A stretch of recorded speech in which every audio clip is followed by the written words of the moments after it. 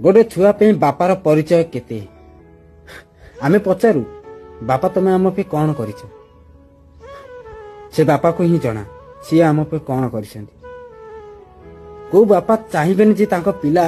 भल पाठ पढ़ु भल खातु भल पिंधु आ भल गाड़ी चढ़ु बोली कौन सी बापा एमती चाहिए जे से खरा कम करू बोली सबू बापा चाहिए तांको पिला भल पाठ पढ़ु भल खातु भल काम करंतु सबू बापा चाहती 8 घंटा ड्यूटी भितर जिते 2 घंटा से खटे क्या केवल आम मान आमर पेटर भोक पाई आम दिहर वस्त्र पाई आमे बुझी पार न से क्या खटलु शेष आमे पचारू तमें आम पे कौन कर ना भल खाइबा को देल ना भल पिंधिबा को देल ना भल खंडे गाड़ी देल ये सब जिनस ना मनुष्यर भाग्य लेखा ही थाए सब जिन आम हाई सोसाइटी लेवल रे खोजिले हेनी कहीं ना आमे हेले गरीब फैमिली पिला आमको भगवान जहाँ लिखिथे आम ताहा ही करवा